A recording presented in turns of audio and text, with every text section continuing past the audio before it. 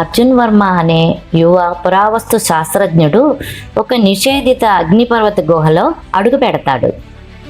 గుహ గోడలపై విచిత్రమైన అక్షరాలు ఎర్రని కాంతితో మెరుస్తూ కనిపిస్తాయి. లోతుగా వెళ్ళినప్పుడు ఒక రక్తవర్ణపు ప్రకాశించే స్ఫటికం అతని దృష్టిని ఆకర్షిస్తుంది.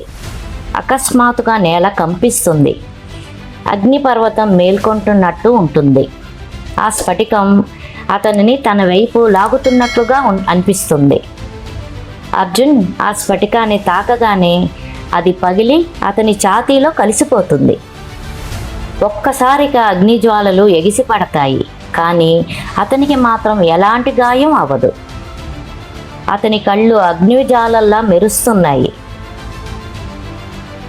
బయట గ్రామస్తులు అగ్నిపర్వతం పొంగిపొరలటాన్ని చూసి భయంతో పారిపోతారు.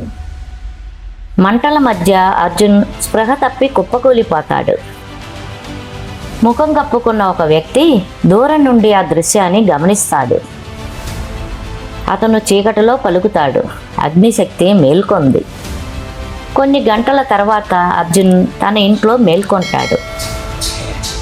అతనికి ఉన్న శక్తి కారణంగా అతను తాకిన ప్రతి వస్తువు కాలిపోతున్నాయి.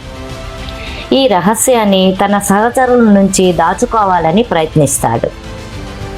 ఆ రాత్రి అతనికి విచిత్రమైన కలలు వస్తాయి. అగ్నిదేవతలు, యుద్ధరంగాలు అతని కళ్ళ ముందు ప్రత్యక్షమవుతాయి.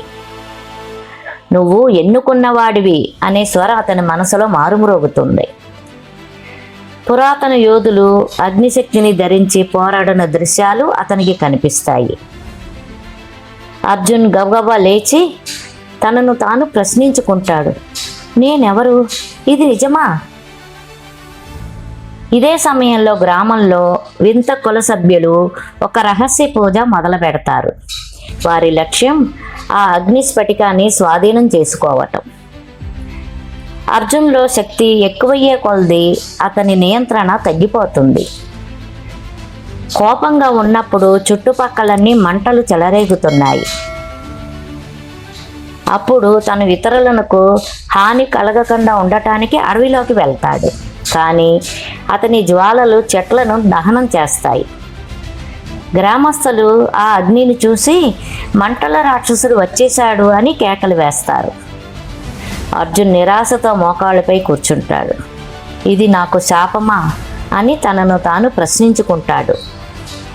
ఆ సమయంలో స్ఫటిక స్వరం చెబుతుంది, నన్ను అంగీకరించు, లేకపోతే నశించు. ఆకాశాన్ని తాకే అగ్నిస్తంభం ఎగిసిపడుతోంది. దానిని చూసి కులనాయకుడు చిరునవ్వుతో చెబుతాడు, వేట మొదలయ్యింది.